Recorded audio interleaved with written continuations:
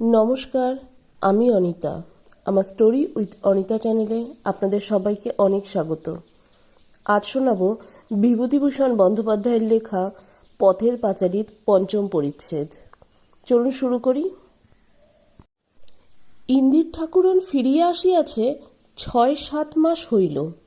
সর্বজয়া কিন্তু ইহার মধ্যে একদিনও বুড়ির সঙ্গে ভালো করিয়া কথা কহে নাই। আজকাল তাহার আরও মনে হয় যে ওই বুড়ি ডাইনি সাতকুল খাগিটাকে তাহার মেয়ে যেন তাহার চেয়েও ভালোবাসে। হিংসা তো হয়ই, রাগও হয়। পেটের মেয়েকে পর করিয়া দিতেছে। দুবেলা কথায় কথায় বুড়িকে সময় থাকিতে পথ দেখিবার উপদেশ ইঙ্গিতে জানাইয়া দেয়। সে পথ কোন দিকে জ্ঞান হইয়া অবধি আজ ৭০ বৎসরের মধ্যে বুড়ি তাহার সন্ধান পায় নাই।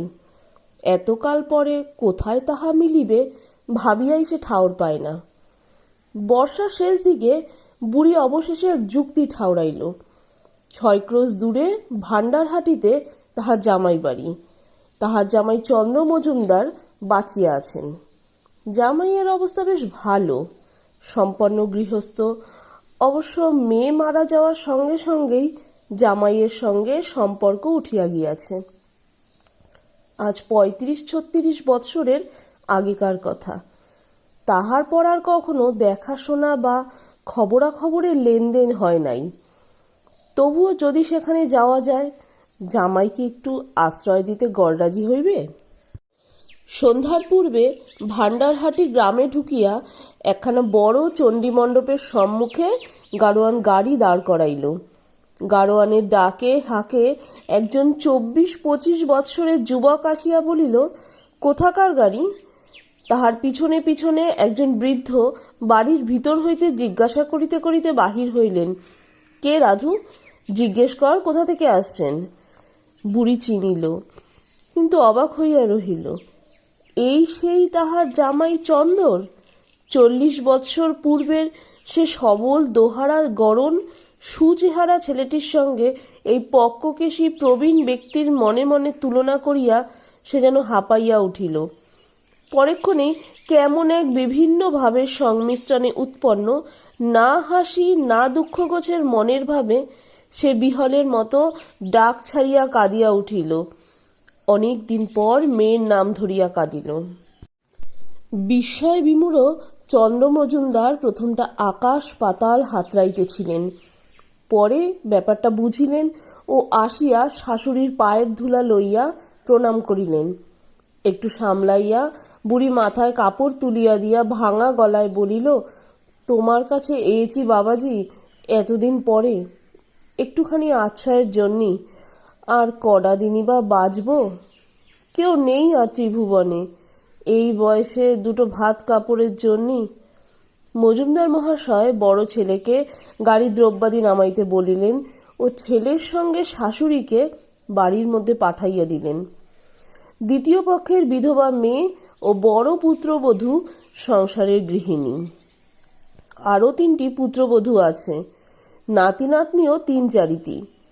তাল গাছের গুড়ির খুঁটি ও আড়া বাঁধা প্রকাণ্ড ২খানা দাওয়া, উঁচু ৮চালা ঘর, জিনিসপত্র সিন্দুক তরঙ্গে বোঝাই, পা ফেলিবার স্থানাভাব। মজুমদার মহাশয়ের বিধবা মেয়েটির নাম হৈমবতী। খুব ভালো মেয়ে। সে নিজের হাতে ফল কাটিয়া জলখাবার সাজাইয়া অত্যন্ত আপ্যায়িত করিয়া কাছে বসাইয়া খাওয়াইল। এ কথা ও কথা জিজ্ঞাসা করিতে লাগিল। বলিল, দিদিমা আমায় কখনো দেখেননি না? কখনো তো এদিকে পায়ের ধুলো দেননি এর আগে। আখ কেটে দেব দিদিমা, দাঁত আছে? পাশের রান্নাঘরে ছেলেমেয়েরা সন্ধ্যাবেলা ভাত খাইতে বসিয়া হইচই করিতেছে। একজন চেঁচাইয়া বলিতেছে, ও মা দেখো, উমি সব ডালটুকু আমার পাতে ঢেলে দিচ্ছে। পুত্রবধূ চেঁচাইতেছে, ওর কাছে খেতে বসিস কেন? রোজ না বলছি আলাদা বসবি? এই উমি, বড্ড বার হয়েছে না? কিন্তু ১০-১২ দিন কাটিয়া গেল। বুড়ির সব কেমন যেন নতুন নতুন ঠেকিতে লাগিল। তেমন স্বস্তি পাওয়া যায় না। নতুন ধরনের ঘরদোর, নতুন পথঘাট, নতুন ভাবের গৃহস্থালী। কেমন যেন মনে হয় এ তো ঠিক তাহার নিজের নয়, সব পর। প্রতিদিন সন্ধ্যার সময় মনে পড়িত নিরিবিলি দাওয়া আর খোকা খুকির মুখ। দিন কুড়ি পরে বুড়ি যাইবার জন্য ছটফট করিতে লাগিল। এখানে আর মন টেকে না। কর্তার প্রথম পক্ষের শাশুড়ির আকস্মিক আবির্ভাব ও তাহার মতলব শুনিয়া বাড়ির বড় বধূ প্রথম হইতেই সন্তুষ্ট ছিলেন না। অন্তর্ধানে খুশি ছাড়া অখুশি হইলেন না। চন্দ্র মজুমদারের ইচ্ছা কি ছিল ভগবান জানেন, কিন্তু বড় ছেলে ও বড় বধূর ভয়ে কিছু বলিতে পারিলেন না।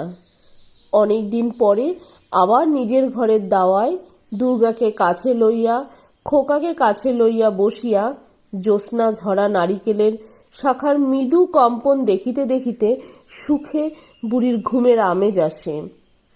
খুকি প্রথমে ভারী অভিমান করিয়াছিল, কথা কহিবে না, কাছে আসিবে না। নানা কথায় সান্ত্বনা দিবার পর আজকাল ভাব হইয়াছে। বুড়ি ভাইজির মাথায় আদর করিয়া হাত বুলাইয়া বলে, বেশ লাল একজোড়া ঢেরি ঝুমকো হয়তো দিব্যি মানায় না, আজকাল কি উঠেছে, ওগুলোকে বলে কি ছাই। শীত আসিল। বুড়ি ও পাড়ার রাম গাঙ্গুলি বাড়ি গিয়া বুড়া রামনাথ গাঙ্গুলি মহাশয়ের কাছে বলিল, ও রাম, এই জার পড়ল বড্ড আবার, তা গায়ে একখানা বস্ত্র এমন নেই যে সকাল সন্ধে একটু মুড়ি সুড়ি দিয়ে বসি, তা আমায় যদি একখানা। রাম গাঙ্গুলি বলিলেন, আচ্ছা দিদি, একদিন এসো, এ মাসটাই আর হবে না, ও মাসে বরং দেখব।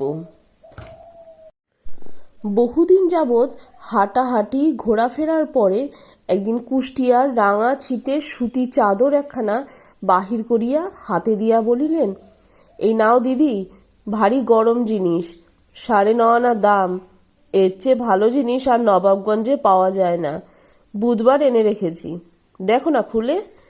বুড়ির তখনও যেন বিশ্বাস হইতেছিল না।